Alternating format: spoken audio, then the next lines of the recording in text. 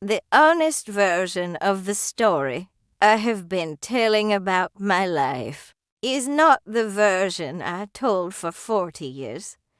and I am only able to say that now, at 77, because the distance between 32 and 77 is finally sufficient to see the whole of it clearly rather than only the parts that were comfortable to see. My name is Vivienne. I'm 77 years old, and when I was 32, I made the decision not to have children. And I have been explaining that decision to myself and to other people ever since. And the explanation I gave for most of those years was true as far as it went, and did not go nearly as far as the truth. I want to begin with the explanation, the one I gave for 45 years, because the explanation was not false,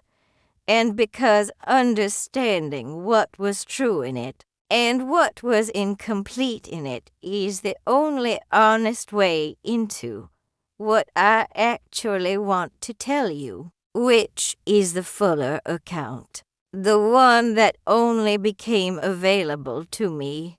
when I was far enough from the decision and honest enough with myself to look at it without the protection that the explanation had been providing. The explanation was the career. I was a journalist, a foreign correspondent specifically, and by the time I was 32, I had been working for 11 years in a profession that I loved with the specific and consuming passion that the best work produces in the people who are genuinely suited to it. The passion that is not separate from the self, but continuous with it. The feeling of being in the right place doing the right thing that I had been fortunate enough to find early, and that had organized my adult life around itself with a thoroughness that left room for many things, and that I understood at 32 as leaving insufficient room for a child. The career argument was a real argument. I want to say that clearly, because the honest account does not require me to dismiss the genuine incompatibility between the life I was living and the life a child would have required, and the incompatibility was real. I was based in London, but rarely in London, was in the places where the stories were, which in the late 1970s and through the 1980s was frequently somewhere that was difficult and sometimes dangerous, and the life of someone who is frequently in difficult and sometimes dangerous places is not the life of someone who is raising a child, and the adjustment that a child would have required was not a minor adjustment to an otherwise unchanged life, but a fundamental restructuring of the life itself, which would have meant the end of the work as I was doing it. And the work as I was doing it was, I believed at 32, and still believe at 77, the best version of the work I was capable of. I was also not married at 32, and had not been married, which was not a prerequisite for the decision in the purely practical sense, but which was present in the accounting of it. The understanding that the life I was building did not include, at that point, the partnership that raising a child seemed to require, or at least seemed to require in the form I understood the raising to take. I had been in serious relationships and had ended them, not always with grace and not always with the understanding at the time of what I was choosing in the ending. And the pattern of the endings was itself something I was not examining closely at 32, was something I would not examine closely for some years after that. The decision was not a single moment. I want to say that because the word decision implies a more discreet and more deliberate act than what actually happened, which was the gradual consolidation of a position across several years of living a life that was organized around the work and that produced, by my early 30s, the understanding that the organization was permanent rather than provisional, that I was not in the stage of life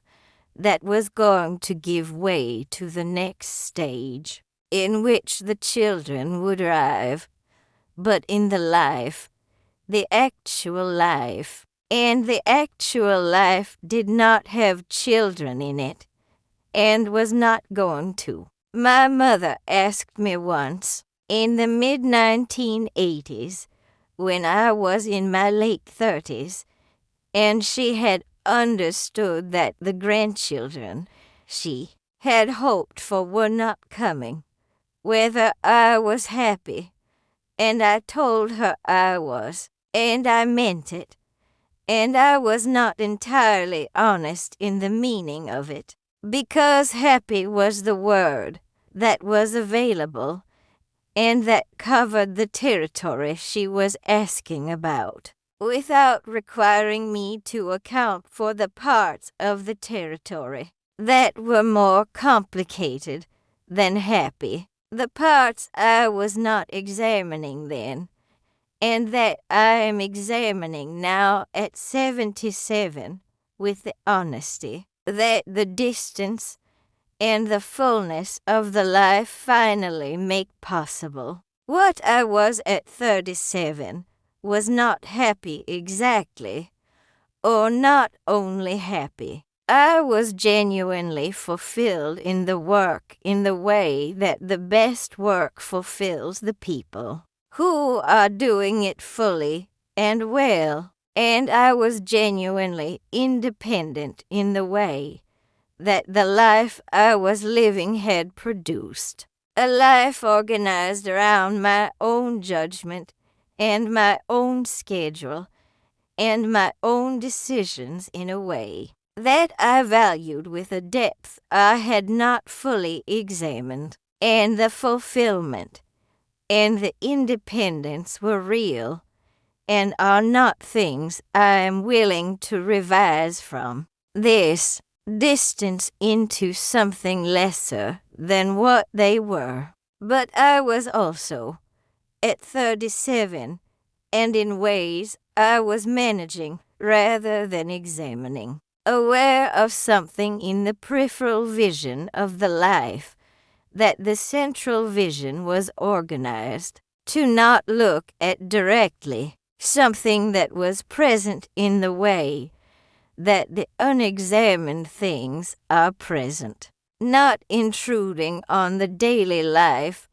but legible at the edges, available to be seen by anyone who was willing to look. I was not willing to look. That is the honest account of the years between the decision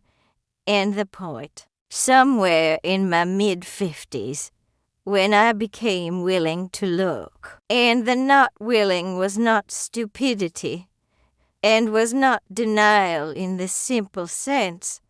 but was the specific and somewhat understandable protection of a person who has organized a life around a set of choices, and who understands, at some level below the conscious, that the looking might require her to account for those choices in terms that the life as organized does not comfortably accommodate. I want to tell you about what was in the peripheral vision, because the peripheral vision is the honest part, and the part one have spent the most time with in the years since I became willing to look at it directly. What was there when I finally looked was not regret exactly. And I want to be careful about the word regret because it is the word that every account of a woman who did not have children eventually reaches for, and it is not quite the right word for what I am trying to describe, is not precise enough for the specific thing I found when I finally looked, which was not the grief of a thing I had wanted and not had, but something more complicated than that, something that required more honest examination than regret allows. What was there was the question of the reason, not the clear reason. The clear reason was real, and I have already told you it was real. But the reason underneath the reason I had not been examining across 45 years of explaining myself with the career and the independence and the genuine incompatibility of the life I was living with the life a child required. I need to tell you about my own childhood, to tell you about the reason underneath the reason, because the reason underneath the reason was formed there, in the specific and particular childhood I had. And it is not possible to be honest about the decision at 32 without being honest about what the childhood contributed to it, which I was not able to be honest about for a very long time. I grew up in a household in Edinburgh that was, in its visible form, respectable and comfortable, and organized around the values of a certain kind of Scottish professional family of the 1950s and 1960s. My father was a solicitor, and my mother was a woman of considerable intelligence, who had not had the opportunity to do much with the intelligence professionally, and who had channeled it into the management of the household and the raising of 3 children with the efficiency and the high standards that considerable intelligence applied to a confined Ina tends to produce. She was not warm, my mother, and I want to say that clearly and without the softening that the description of a parent's limitations sometimes requires in the direction of the charitable interpretation, because the charitable interpretation is not the honest one, and the honest one is what I need to tell you. She was not warm, and she was not consistent. And the inconsistency was the more difficult of the 2 qualities, because the not warm was at least predictable, was the steady temperature of the household that you learned to navigate. But the inconsistency was the thing that kept the navigation uncertain, the quality of a person whose responses to the same situation varied in ways that were not legible from the outside, that could not be anticipated or prepared for, and that produced in the 3 children of the household a particular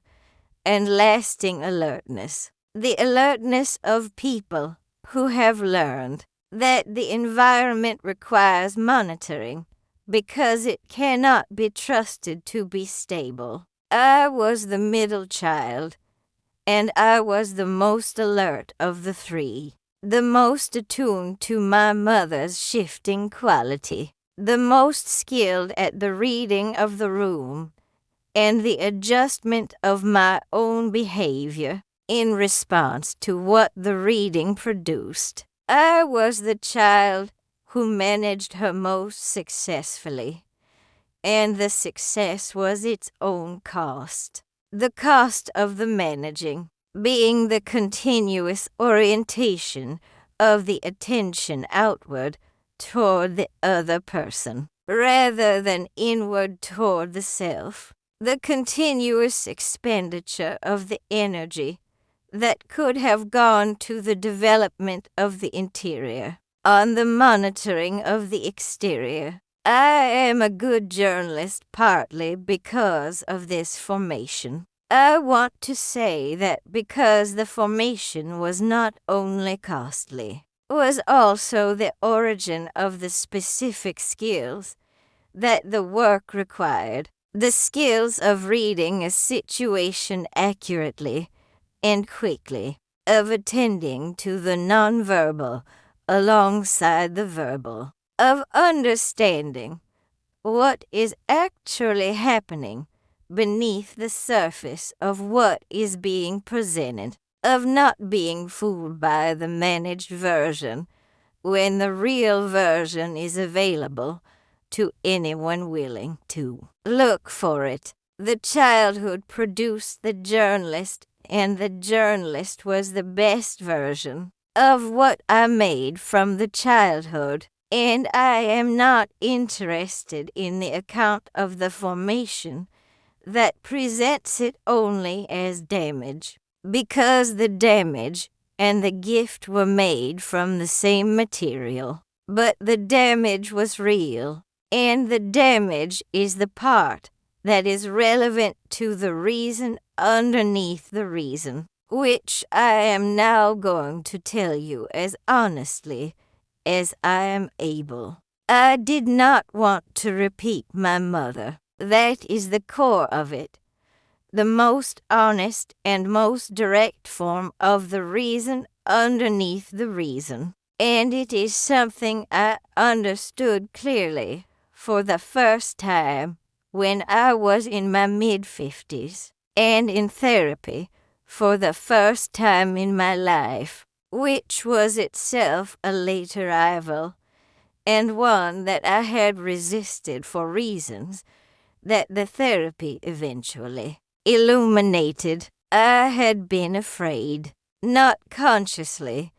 and not in a form I would have been able to articulate at 32, or even at 42, that the qualities in my mother that had made the childhood what it was were qualities I might be carrying, might replicate in a child of my own in the specific and devastating way that the things we receive in childhood can replicate in the next generation without our intending them to. The way that the formation installs itself so deeply that it operates below the level of the deliberate and emerges in the parenting, before the awareness of its emerging has a chance to produce the correction. I was afraid I would not be warm. I was afraid I would be inconsistent. I was afraid that the alertness that the formation had produced in me, the outward orientation of the attention, the monitoring of the environment as the primary response to the emotional life, would produce in a child of mine the same alertness, the same monitoring, the same early and costly expertise in managing the adult rather than simply being the child. and the fear of producing that in another person was real and was profound and was, I understand now, considerably more operative in the decision at 32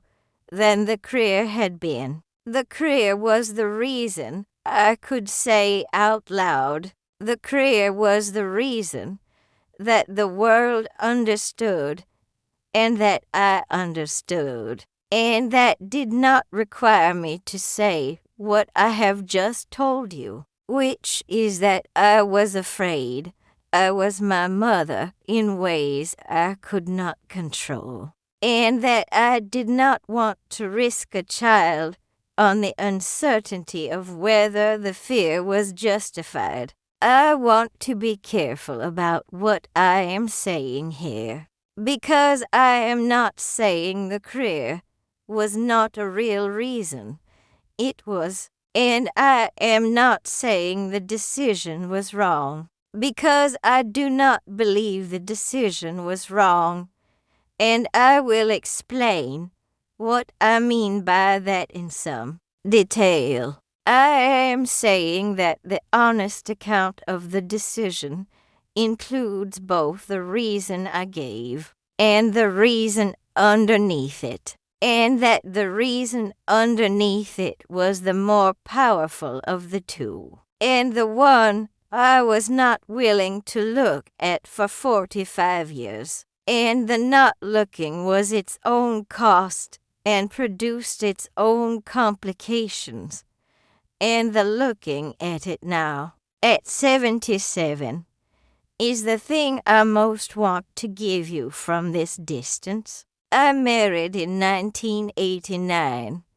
when I was 44 years old, a man named Richard, who was a documentary filmmaker, and who was, in his own way, and from his own formation, someone who understood the specific quality of a person who has organized their life around the work because he had done the same thing. And the understanding between us was one of the foundations of the marriage, the recognition of two people who had each made the same primary choice and who were choosing each other in addition to, and not instead of, that choice. We were together for 28 years, until Richard's death in 2017, and the marriage was not without difficulty, and was genuinely good, and was, in the specific and important way, the relationship in which I was most known, most fully known, across my adult life. Richard knew about my mother. Richard knew about the reason underneath the reason. Not immediately, and not all at once, but across the years of the marriage and the conversations that the years of the marriage produced. The conversations that a long marriage between two people who are paying genuine attention to each other eventually produces about the formations that shaped them and the ways the shapings are still operating. He did not push me toward the examination I was not ready for, but he was present when I arrived at the readiness, and his presence in those conversations was the thing that made the examination possible. The specific quality of being heard by someone who would not manage what they heard toward a more comfortable form. He told me something once, in the mid-1990s, when we had been married for several years, and I was in the early stages of the examination, something that I have thought about many times since, and that I want to tell you because it changed the way I understood the decision in a way that I am still, at 77, working with. He said that he thought the fear I was carrying about replicating my mother was evidence of the opposite of what I feared, that the people who replicate the damaging parts of their formation in the next generation are most often the people who have never examined the formation, who have never named it or sat with it, or understood what it did to them and how it operates, and that the examining, the naming, the understanding, the sitting with it that I was doing was the specific and most important form of the protection against the replication. Not a guarantee, but a protection. And a protection that many people who become parents never have because they never undertake the examining. I heard him, and I believed him partially, and I was not able to believe him fully. For several more years, was not able to believe fully that the awareness was sufficient protection, was not able to release the fear that the installing was deeper than the awareness could reach. And I want to be honest about the partial believing, because the partial believing is the accurate account, and the accurate account matters because I think what Richard said was true, and I think my inability to fully believe it was one of the places where the formation was still operating in me, the formation that had made me uncertain about the reliability of my own interior, uncertain about whether the warmth that I was capable of feeling was the kind of warmth that would survive the conditions that parenting places it under. And the uncertainty was the formation speaking rather than the truth. I am not certain that I made the right decision. I want to say that clearly because I have been certain, or have presented myself as certain, for most of the 45 years since the decision. And the certainty was part of the explanation, was the composed and self-possessed form that the explanation required in order to be received by the world without the particular quality of pity or challenge that a woman who is uncertain about the decision not to have children invites from. The world, which is a specific and exhausting form of the world's engagement with women's choices about reproduction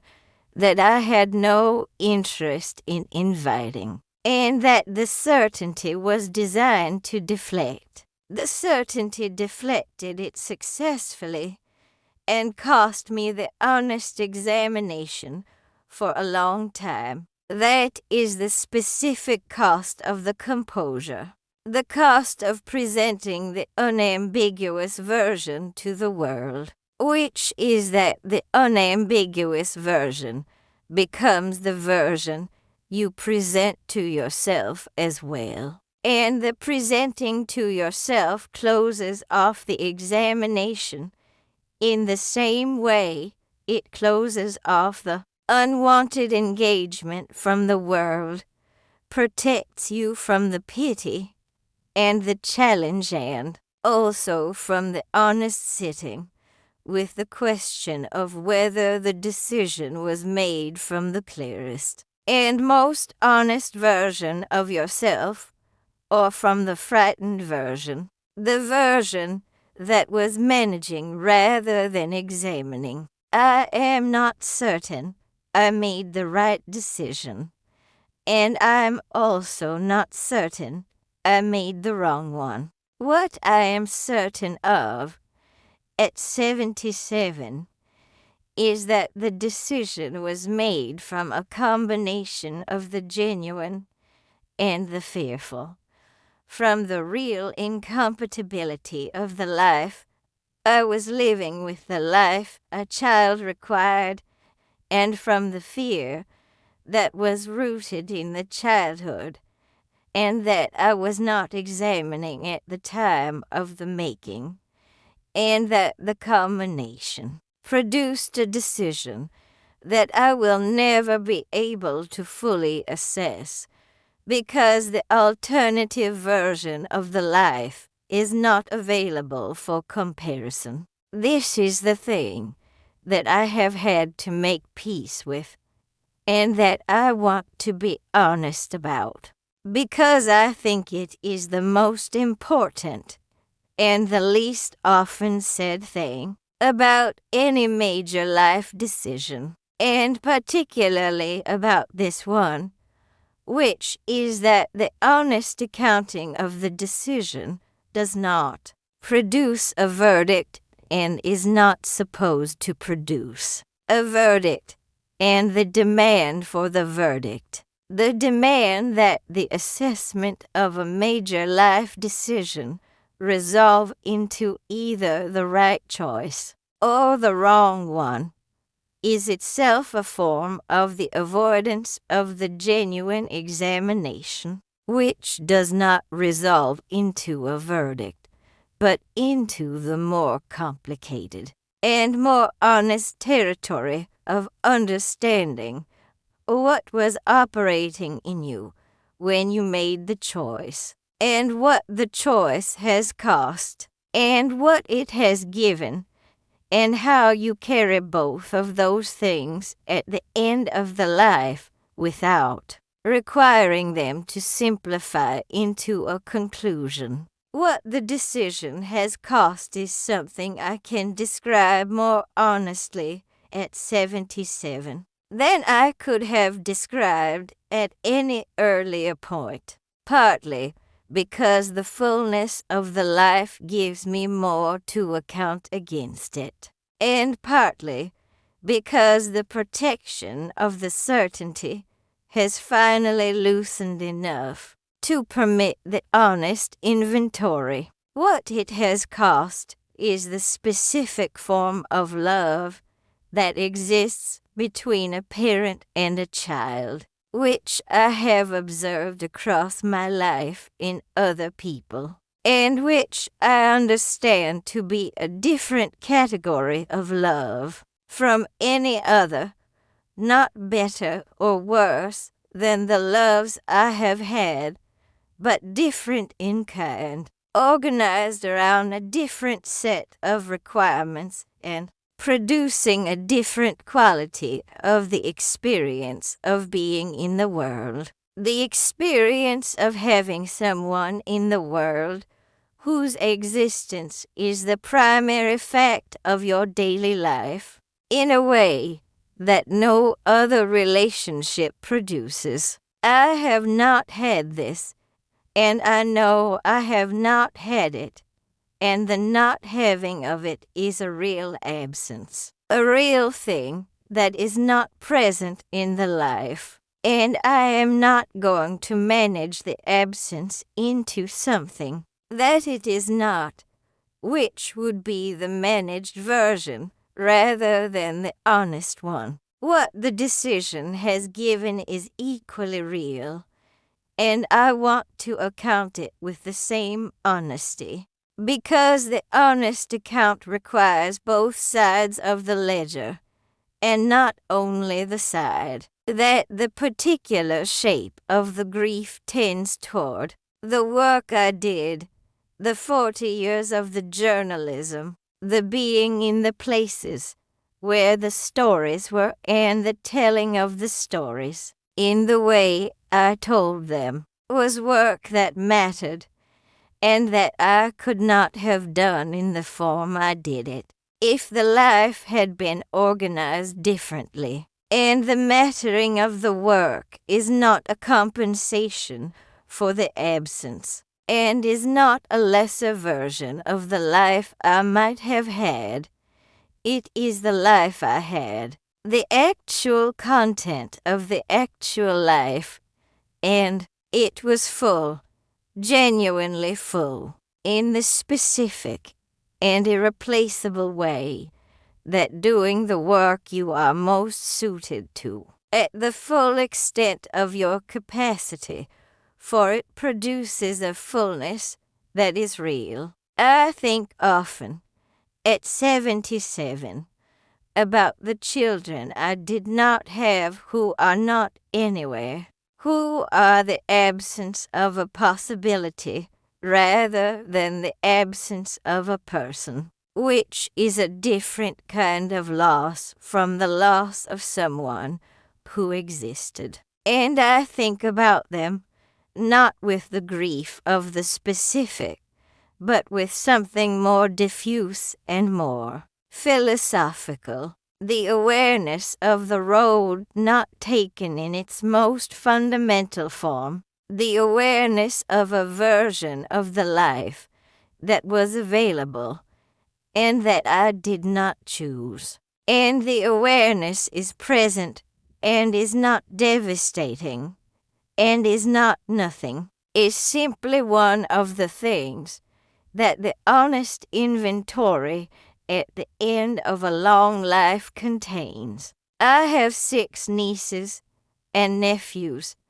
the children of my siblings, and I have been present in their lives with the specific quality of attention that I was able to bring to them precisely because they were not my primary responsibility,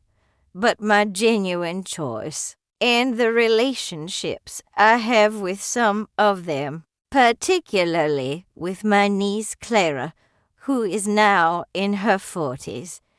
and who has been the person I am closest to in the family across the last 20 years, have given me a form of the across generations love that I have valued in a way that I am not dismissing, even as I honestly account the absence of the parental form. I want to say something about the fear, about the specific fear that the formation produced in me and that operated in the decision at 32 in ways I did not fully understand at the time. I have sat with this fear across the years of the examination, and I have arrived at an understanding of it that I want to try to articulate because I think it is an understanding that might be useful to someone who is carrying a similar fear and making or approaching a similar decision. The fear was not irrational. I want to start there because the therapy and the examination and the honest sitting with it might appear to produce the conclusion that the fear was simply a distortion, simply the formation operating rather than the truth, and that the truth was that I would have been fine, would have been warm enough and consistent enough to raise a child well without the replication. I do not know that that conclusion is correct.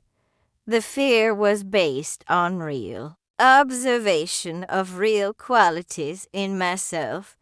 that had real origins in the formation, and the question of whether those qualities would have expressed themselves in the parenting in the specific ways I feared is a question that is genuinely unanswerable, because the answering would have required the doing of the thing the fear was preventing. What I understand now that I did not understand at 32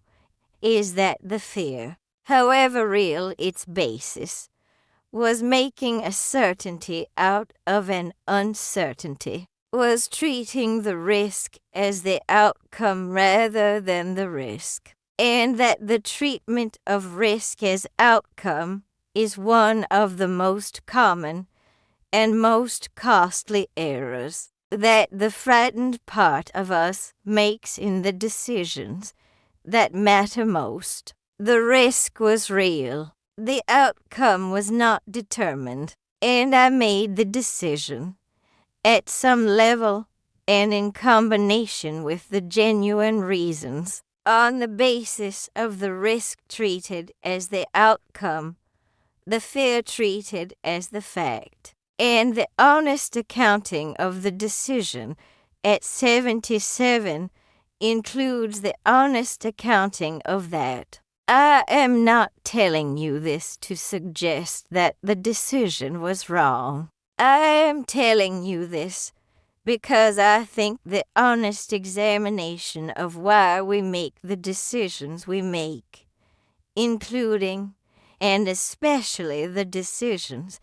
that organize the largest structures of our lives,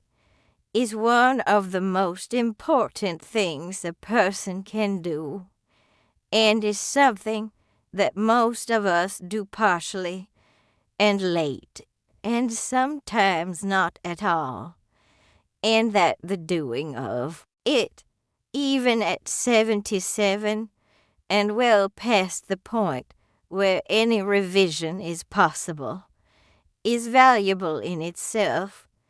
is the honest possession of your own life rather than the managed version. And the honest possession is worth more than the comfort of the managed version, even when the honest possession contains things that are not entirely comfortable to possess. I am 77 years old,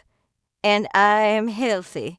and I am engaged with the world in the way that the work and the life have kept me engaged. And I am alone in the specific and not simple way that a woman is alone who has lived the life I have lived, who has lost the husband who knew her most fully, and who does not have the children, who would be present in the daily texture of the life in the specific way that children are present in the lives of the parents who raise them. The alone is real, and it is not the devastating thing that the fear of it, which I carried alongside the other fears for many years, implied it would be. And it is not nothing, and both of those things are true simultaneously, and I have learned to hold them both without requiring either to cancel the other. I want to say something directly to you if you are a woman who has made this decision, or is approaching this decision, or is living in the middle of having made it years ago, and is still in the process of understanding what it means and what it costs, and what it gives. The honest version of the accounting is available to you, and it is worth more than the protected version. And the honest version requires the examination of not only the reasons you give, but the reasons underneath the reasons, the ones that were formed before you were old enough to examine them, and that operate in the decisions that matter most with a power that the given reasons do not always account for. The examination is not the verdict. I want to say that clearly, because I think the fear of the verdict is what keeps many people from the examination. The fear that the honest looking will produce the conclusion that the decision was wrong, and that the conclusion will be the grief of the wrong decision, carried for the remainder of the life. The honest looking does not produce a verdict. It produces the understanding of what was operating, and what the choice contained, and what it cost, and what it gave, and the understanding, held honestly, without the requirement that it resolve into either the right choice or the wrong one, is the most complete and most genuine relationship with your own life that is available to you. And it is available at any point in the life, at 32 or 57 or 77. And the later the arriving at it, the more of the life you have to bring to the examination. And the more of the life you bring, the more complete the understanding. I have a full life, and I have an honest life, and I have carried something across 77 years that I have not always been willing to look at directly, and that I am looking at now with the clearest eyes I have had. And what I see in the looking is not a mistake, and not a triumph, and not the clean account. That the certainty I presented for 45 years implied, but the complicated and genuine and fully human account of a woman who made a major decision from a combination of the clearest and the most frightened parts of herself, and who has lived the full length of the decision and is telling you from that length that the honest accounting of it is more valuable than the comfortable one, and that the comfortable one was never, in the end, as comfortable as it appeared. The work was real, the love was real, the absence is real, the fear was real, and was not the whole truth. I am 77 years old, and I am in full possession of the honest account. And the honest account is mine, and it is enough, and it is the most complete thing I have to give you from here.